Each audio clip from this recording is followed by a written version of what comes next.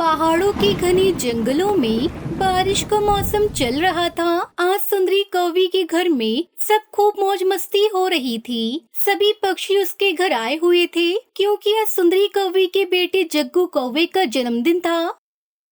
Happy birthday to you, happy birthday dear Jaggu, happy birthday to you, may God bless you, happy birthday to you. अरे जग्गू बेटा, जल्दी से cake काट लो, फिर तुमने गिफ्ट भी तो खोलने हैं। मम्मा मम्मा वो देखो, खिड़की में गरीब चिड़िया की बेटी बैठी हुई है। तुम रुको, उसे तो मैं भगा कर आती हूँ। सुंदरी कौवी घर से बाहर आ जाती है। अरे सुनहरी, तुम यहाँ क्या कर रही हो? आंटी, मैं भी जग्गू का जन्मदिन मनाने आई हूँ। मान न मान बन गए मेहमान, कोई जरूरत नहीं है, चलो जाओ यहाँ से, घर भाग जा गरीब चिड़िया की गरीब बेटी। कितनी बार कहा है तुम्हें, मेरे अमीर जग्गू बेटे से दूर रहा करो, मगर तुम गरीबों को तो अमीर पक्षियों के घरों में घुसने की पड़ी रहती है। आंटी आंटी, मेरा जन्मदिन भी आने वाला है, मैं भी आप सबको अपने जन्मदिन पर बुलाऊंगी, प्लीज मुझे भी अंदर आने दो। ओए सुन, अब तू जाती है, लगाऊं तुझे एक।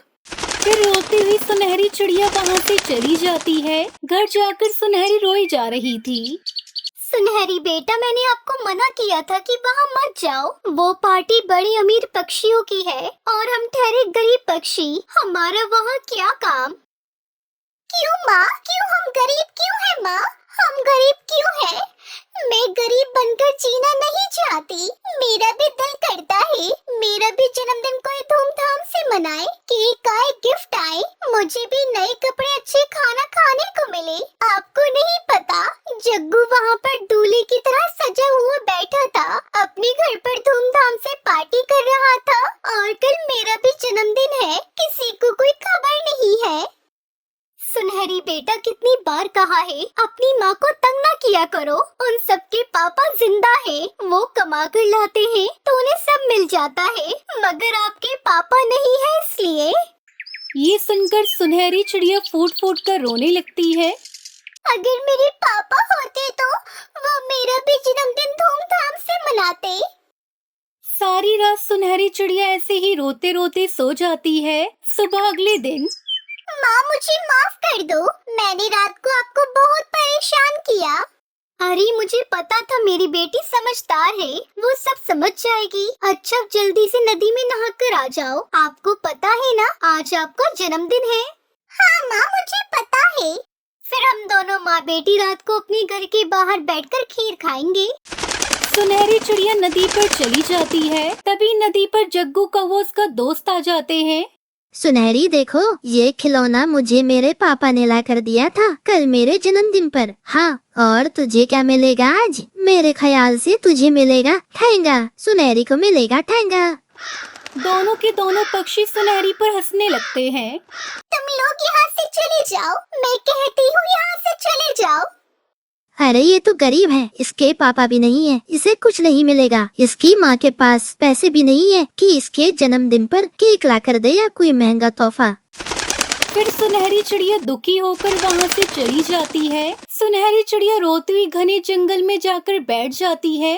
मुझे नहीं मनाना कोई जन्मदिन, मैं शाम तक यहीं बैठी रहूंगी, मेरा कोई नहीं है। अगर मेरे पापा होते तो मुझे सब कुछ ला कर देते। सुनहरी को रोता हुआ देखकर वहाँ एक पक्षी आ जाता है। अरे नन्ही मासूम बच्ची, चुप हो जाओ, मैंने सब सुन लिया है। जैसे तुम्हारा कोई नहीं है वैसा ही मेरा भी कोई नहीं है। मेरे पास सब कुछ है, घर, पैसा, गाड़ी, मगर कोई प्यार करने वाला नहीं है, साथ रहने वाला परिवार नहीं है। क्या तुम मेरे दोस्त बनोगे? मेरा कोई दोस्त नहीं है क्योंकि मैं बहुत गरीब हूँ। नहीं दोस्त, मेरे साथ चलो, वहाँ थोड़ी ही दूर मेरा घर है। फिर वो चिड़ा सुनहरी को अपने साथ ले जाता है। इतना बड़ा सुंदर घर देखकर सुनहरी चिड़िया तो हैरान रह जाती है। मैं मनाऊंगा अपने दोस्त का जन्मदिन, बहुत ही धूमधाम से मनाऊंगा कि सब देखते रह जाएंगे। फिर सुनहरी का नया दोस्त सुनहरी को अपनी मोटर कार में बिठाकर शहर वाले जंगल ले जाता है। वो वहाँ से एक बड़ा सा केक लेकर आता है और सुनहरी के लिए ढेर सारे उपहार भी। जंगल के सभी पक्षी ये देखकर हैरान हो जाते हैं। सुनहरी चिड़िया दौड़कर अपने घर जाती है। माँ, मैं आपको अपने नए दोस्त से मिलवाना चाहती हूँ। वो बाहर ही है अपनी मोटर कार में। क्या मैं उन्हें अंदर बुला लूँ? सुनहरी बेटा, मुझे तो कुछ भी समझ में नहीं आ रहा है। फिर वो पक्षी अंदर आ जाता है और अचानक उस पक्षी को देखकर टुनटुनी चिड़िया रोने लगती है। अरे आप जिंदा है? आप आइए, आप अंदर आइए, बैठिए ना। माँ, क्या आप मेरे दोस्त को जानती हो? हाँ सुनहरी बेटा, ये कोई और नहीं, तुम्हारे पापा है, पापा। हाँ बेटा, तुम्हारे पापा। बेटा, उस दिन बहुत बारिश थी जब मैं और तुम्हारी माँ बिछड़ गए थे। तुम उस समय अंडे में अपनी माँ के पास थे और मैं समझा कि तुम मर गए। और मैं समझी कि तुम और मेरा अंडा तुम छोड़ गए और चले गए हो। मैं उस दिन से घने जंगलों में रहता हूँ। मैं वहाँ फलों की खेती करता हूँ और बहुत बड़े बड़े खेत हैं मेरे। इसका मतलब मैं भी अमीर बन गई। फिर सुनहरी चिड़िया अपने पापा को पाकर खुशी से झूम उठती है। रात को सुनहरी चिड़िया का घर सज जाता है, पटाखे चलते हैं और सुनहरी जंगल के सारे पक्षियों को बुलाती है। एक बड़ा सा केक भी आ गया था, जिसे देखकर जंगल के सभी पक्षी हैरान थे। जग्गू मेरे दोस्त, अगर तुम मुझे अपने जन्मदिन पर नहीं बुलाया तो कोई बात नहीं, तुम मेरे जन्मदिन पर आ सकते हो। और फिर क्या था, सुनहरी चिड़िया का बहुत धूमधाम से जन्मदिन मनाया जाता है और उस दिन सुनहरी को जंगल में हो रही बारिश भी बहुत अच्छी लग रही थी और फिर वो अपनी मम्मी पापा के साथ खुशी खुशी रहने लगती है।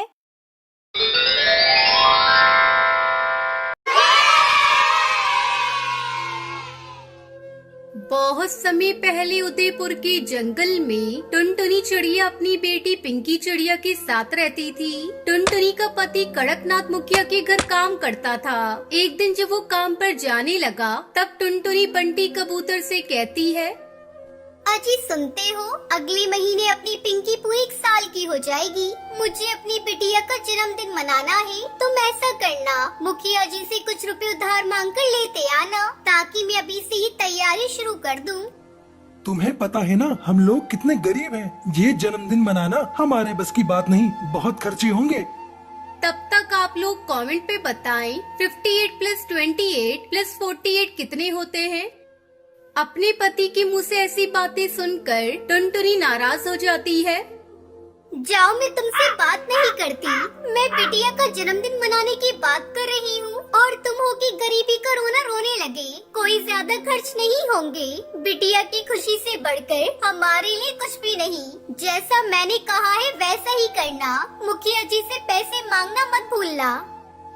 बंटी कबूतर हाँ में सिर हिलाता है और वहाँ से चला जाता है और काम खत्म करके वो मुखिया के पास जाता है। उस समय मुखिया कड़कनाथ अपने मुनीम हरी तोता से बात कर रहे थे। बंटी वहाँ जाकर जमीन पर बैठ जाता है। थोड़ी देर बीत जाने पर हरीराम तोते की नजर बंटी कबूतर पर जाती है। वो बंटी कबूतर से कहता है, अरे बंटी, तू अभी तक घर नहीं गया? यहाँ क्या कर रहा है?